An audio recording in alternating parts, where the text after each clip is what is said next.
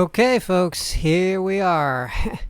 We are the Indiana Fever. If you live in Indiana, you might identify with them. We played a terrible game last night, which I watched the whole thing, and I'm looking at these numbers, and they look pretty terrible. When I was watching the game, they looked pretty terrible. Lexi Hall looked great. Other than that, Odyssey Sims scored 18 points. She was the high scorer of the game. But the big news is, A'ja Wilson actually decided to show up on the scoreboard this time and not shoot 5 for 22 like she did the first game. She had a bad game. That's probably why they lost, in combination with no one helping her. So when no one helps A'ja Wilson, the game is entirely dependent on her. Now, they have people that can step up, like Jackie Young, and in this case, Nalissa Smith apparently was the one to watch out for, so we really got to put a stop to that this time. However, looking at the numbers here, we got 41% shooting Indiana, 53% Las Vegas. But the big one I noticed was 22 turnovers Indiana versus 15 for Las Vegas. So the Aces were killing us. They got a lot of steals, they got a lot of stops, and yeah, they got a lot of foul calls that should have probably not gone their way. But we're not going to blame that because I still think we're better than the refs. I'll call it like CC. She was fined $200 for apparently the Game 2 Atlanta Dream series. She said the refs couldn't beat us or something to that extent, and the WNBA fined her $200. So yeah, she's creating some drama off the court, but we're going to concentrate on the team that is currently on the court. And I did not see, most disappointingly, Kelsey Mitchell in Game 2. She had a bad game, and that happens with everyone. Just look at A'ja Wilson's Game 1. But I think Mitchell is going to bounce back. However, I do think that this series being won for Indiana is entirely dependent on whether Mitchell has a good game. Because Boston, she's a good player, but she's not quite the same level scoring wise. And so I think Mitchell's got to have a good game. But rebounds, we both got 30, so we're doing fine there. Let's look at these box scores, though, because Indiana was not good. Natasha Howard, 6 points, 3 for 6. Not good for her. That's not a terrible field goal percentage, but she needs more.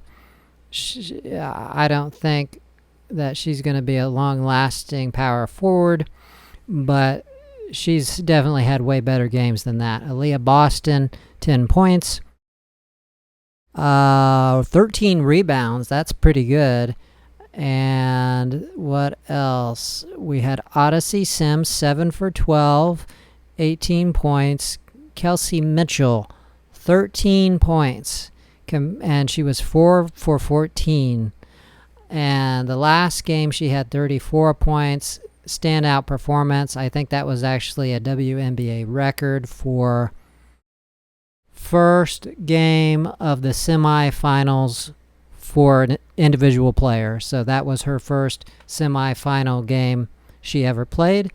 And when she did it, she scored higher than anyone else in WNBA history. That's amazing. She blew me away. I really look up to her because she's just got such a humble attitude, and I feel like she is very cognizant of playing team basketball. Something that we really saw with the Indiana Pacers this year is they're playing team basketball, and that actually caused them to get pretty far all the way. And it's very sad to think of with the Halliburton tragedy, but maybe we learned something from that with forcing him to play, not forcing him, but letting him play, when I think in this case sitting Caitlin Clark with a groin injury. Yeah, groin injury ain't no joke, folks. I think they did the right thing. Hopefully she'll be back next year. Doesn't matter, although creating a lot of drama off the court. That's pretty entertaining. Sure, we'll take it. But yeah, our bench did not step up to the plate here, and we have got 4 points from Shea Petty, 1 point from Bree Hall, 1 point from Brianna Turner. 6 total points. And then you look at the aces. Let's see. They got 10 points from Jewel Lloyd, 10 points from Dana Evans. Great games for them. 5 of 9. Dana Evans was about the only one that showed up to the game one.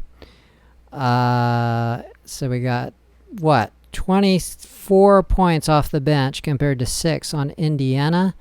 Yeah, that's going to be a problem if we want to win the series. Jackie Young, great game, 5 of 11, 13 points. Chelsea Gray, 2 for 6, 6 points. Not as good there, but of course A'ja Wilson had 25 points, 10 for 18, and that is an MVP player. So that is the real MVP player, although truth be told, I think Kelsey Mitchell should have got it.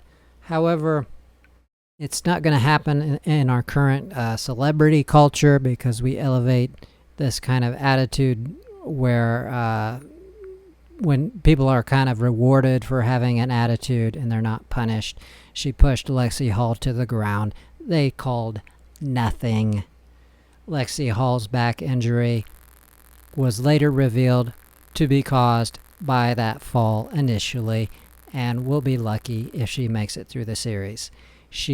Her face looked very, I don't know how to put it, very sad in this last interview. I mean, she hit 5 3-pointers. You can't complain about that. They were at key moments, but folks, we got to get more people out on the court. Kelsey Mitchell, I know you can do it. I believe in you. You got to show up to these next 2 home games.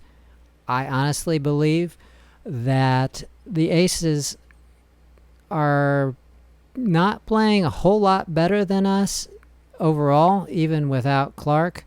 I think we got this series. We've got the potential to win this series. So thanks for tuning in, and let's go for this Kelsey Mitchell return where they won't even know what to do. They are going to be knocked flat on their back, all the players. She's going to figure it out. I believe in her. I salute you, Kelsey Mitchell. You got this. See you guys later.